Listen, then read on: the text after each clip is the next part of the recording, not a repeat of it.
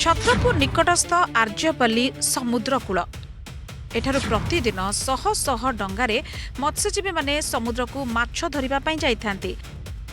आखपाखर 27 खंड गाँ लोकंकर जीविका समुद्ररु माछ धरिबा हेले फिशिंग हार्बर नथिबारु ए मत्स्यजीवी माने नाही नथिबा हैरान होइथांती। सेमानक डंगा एवं जाल सुरक्षित रहि पारेनी। झड़ वर्षारे डंगागुड़िक परस्पर पिटी होई भांगी जाए।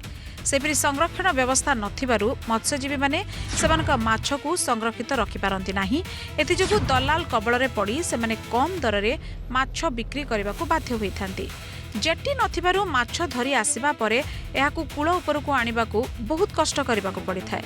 एथिजोगु आखपाखर 27 टी गाँर मत्स्यजीवींक मध्यरु अनेक सेमानक वृत्ति छाड़ी एबे भी दादन खटिबाकू राज्य बाहरकू चल जाउछंती।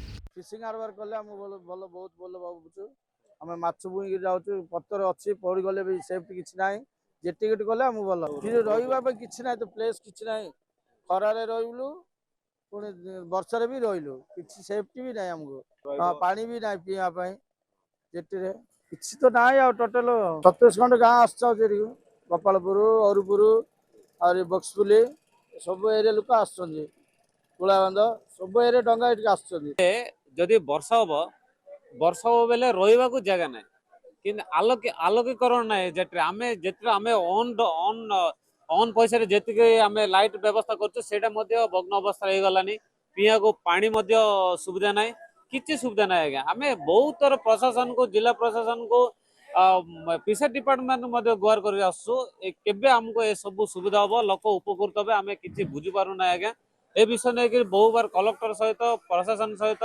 दाबी दाबी लेटर माध्यम जनाऊ किए कर्णपात कर। फिशिंग हार्बर हेले स्थानीय मत्स्यजीवींकर आर्थिक एवं सामाजिक स्थिति रे उन्नति हेबो।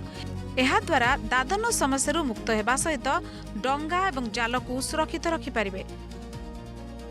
दीर्घ 14 वर्ष हेला फिशिंग हार्बर पई दाबी होई आसथिले भी एथिबे मिलुछि केवल प्रतिश्रुति पर प्रतिश्रुति।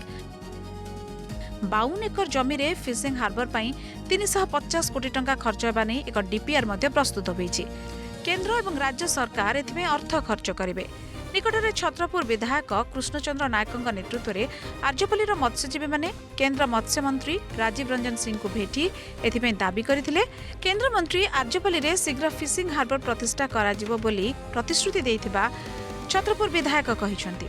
आपण देखो मत्स्यजीवी उपकृत होगा संगे संगे मार्केट रे मध्य सज माछ पाइबे एवं जो माने प्रोटीन खाद्य एटा होउछंती एटा फेरिसेल गुड्स एतिपय सरकार से पर मध्य तत्परता अछंती। अच्छा आपण देखिबे हठात काली पर दिन आमे मिनिस्टर आस्थिले माने मोर विधायक नेगी आमे मध्य प्रतिवाद करथुनु दाबी करथुनु बर्तन से दाबी रे प्रतिशुद्ध दैचंती 100% ग्यारंटी प्रतिशुद्ध दैचंती अति कम दिन भितरे आरजीपुल रे आमे जाई पहुंचबू आपण मन देखिबे बोले हमक मध्य कथा दैचंती। कोठी ना कोठी समस्त अन्य राज्य ऊपर समस्त डिपेंडेंट अच्छी एठी ए दिन बहुत दिन जे दाबी थिला जे भारत वर्षर फिशरी मिनिस्टर केंद्र शिक्षा मंत्री थिले आमर थिले गोकुलानंद मल्लिक थिले फिशरी मिनिस्टर थिले आमर आरडी मिनिस्टर थिले समस्त उपस्थिति रे मंत्री आमको प्रतिशुद्ध देइचंती ए काम अति शीघ्र अति कम दिन मध्य रे ए काम आपणकर निर्वाचन मंडली थारे आरजीपल्ली ठारे हबो।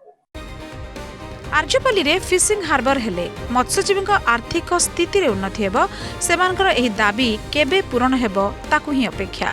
सेमान जो 2012 रु केवल प्रतिश्रुति शुणिचंती केबे हबो सेमानकर फिशिंग हार्बर हेले केवल गंजाम जिलार 27 खंड मत्स्यजीवी गाँ उपकृत हेबे। तेबे देखिया बाकी रहला केबे सेमान दाबी पूर्ण होची। Chhatrapur report news 7।